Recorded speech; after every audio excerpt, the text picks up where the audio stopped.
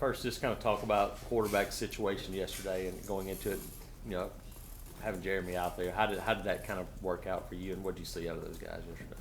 I think it went well. I mean, it was kind of the same plan. I mean, Jeremy was going to get in the game regardless of what happened, and I thought Nick was playing well. I mean, it just so happened we hadn't had to throw a pass much. I think Nick had only thrown one pass at that time. And, he was playing well, I thought. He made some really good plays with his feet. And then, when Jeremy was able to step right in, I felt like we didn't miss a beat. I felt like he played well. Obviously, the first play that he was in was a big third down. We got one-on-one coverage. He made a good throw, and I think that probably not only settled him down, but our whole team was able to feel like, hey, it's just business as usual. But our guys have a lot of confidence in both of them. So, and then Jonathan Wallace, when he was in there, did fine too. So it was good to get them all in there. Was Nick able to practice today? Yeah, Nick was out there. He's able to do some things. And, he's sore, but he's a tough kid. And, everything about me knowing about him and what we know so far tells me he should be okay. And, just other than educate him a little bit on times, try to get down a little bit. But, I think he'll be all right. What did you say to him when he came outside after away and that boom? Talking about earlier in the game? Yeah. Seemed to hurt it on that run. Maybe? Yeah, I didn't know that till after that drive. He scored a touchdown on that drive. And then that's when he kind of mentioned, hey, but he threw some balls and threw them fine. So, went back out there and then just kind of landed on it wrong. And, it was more, I think it was initially it hurt, but then after we got him off, it was more just, we're up 21-0. Well, Jeremy threw a touchdown, so we're up 28-0. Let's just be smart, do some precautionary things. And, at that point, it was good to get Jeremy the reps anyway. So, I think that's just when you're a competitor, you're a competitor. You sometimes don't know. It doesn't matter the score or where you're at or anything. But hey, you got 9 yards, step out of bounds.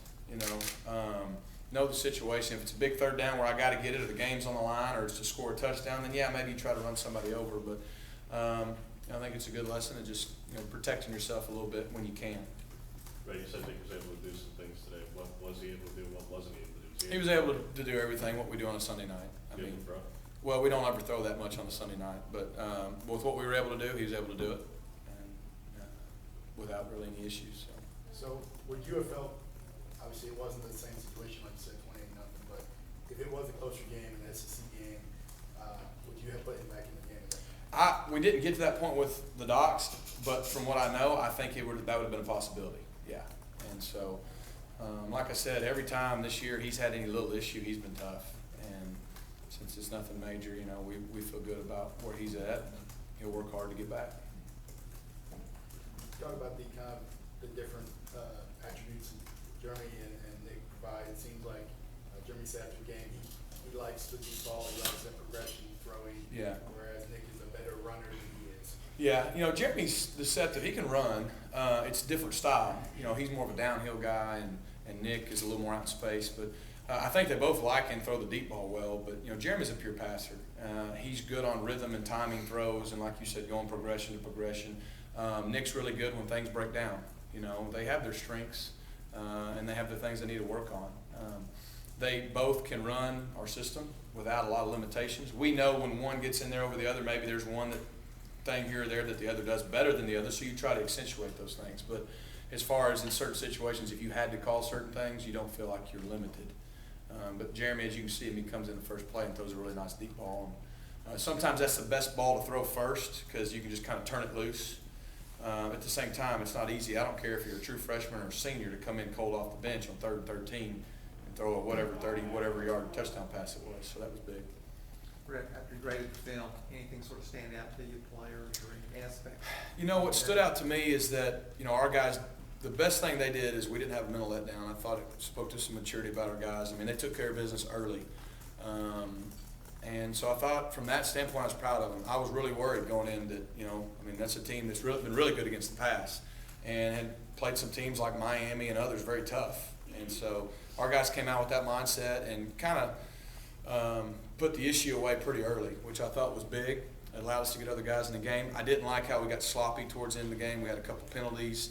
We did have a turnover. We had some issues there. At the same time, we were playing some guys in positions that they haven't played either a lot, or we were mixing and matching some guys in positions they don't play that much in practice. So, but our guys played hard. The first half we played hard. with the exception of a couple little things here or there. You know, they executed very well and were able to score points. For you personally, is this a trip you've been looking forward to, dreading? No, neither. And that's honest because I've been there before. It's not going to be the first time I've gone back to Arkansas on the opposite side. You know, did it in '09, and you know it's home. I got a lot of family there. I'll probably have more family at the game than normal, but you know, it's a big game for us just because it's the next one, and they're a good football team that's had a week off. So this is 2 weeks in a row we're playing an opponent that's had 2 weeks to prepare for us. So who knows? You get there, you know, it's a place I've grew up. I went to school and played a couple of years there, so I have some different feelings, but when we start playing the game, it's not going to matter, and the way I prepare this week really won't matter. I mean, they're a good football team. It's an SEC road game. That's the way I'm looking at it. Rick, speaking of Arkansas guys, what kind of impact has Tim Horton had? A lot. I mean, I think you see our running backs, what they do better than anything is they finish runs, man. And from Trey to Cam to Corey, they finish runs. They have low pad level. I can't count the number of times this year, even the other night, where a pile has looked like you think they're about to blow the whistle and it moves for 4 or 5 more. They've done a good job in pass pro. I mean, Tim is extremely conscientious and detailed and prepared. I mean, he's not going to miss anything. He's going to make sure he knows exactly what the game plan is, and he's prepared his guys for everything they could see, probably as much as any coaches I've been around. And so there's great comfort, you know, from my end, knowing that once we go over the game plan on a Sunday, Monday, get to Tuesday, that he's got it covered. You don't have to worry about the running backs. And from a quarterback standpoint, knowing that those guys are going to be schooled up in protection and everything else. So Tim, he's done a fantastic job with our backs. Of course, he's also a phenomenal recruiter for us. Several players kind of mentioned they can kind of tell a little bit of when Coach Malzahn is amped up in practice or something like that for a big game, a big matchup, Ole Miss, Arkansas State, those kind of games that are personally important to him. Yeah. Can you tell a change at all, even the slightest bit, you know him really well? Today was just Sunday. Today wasn't any different. I mean, Coach is pretty locked in all the time, but I would think these next several weeks are going to be pretty amped up no matter what. But, hey, let's be honest. It's a place that we're from. We've been before. So, yeah, it's a big game, but it's a big game because we have a lot of opportunity out in front of us. And, you know, I've known Coach back when I played in high school, and it didn't matter who we were playing. He prepared the same way, and that's what I anticipate we'll do. You wonder what kind of reception he's going to get. There's probably mixed feelings from the Arkansas fans. I hadn't thought about it. Honestly, I mean, I don't know what kind of reception you would or wouldn't get. You know, I do know this. There's a lot of people back there in that state that think a lot of him. He's earned a lot of respect.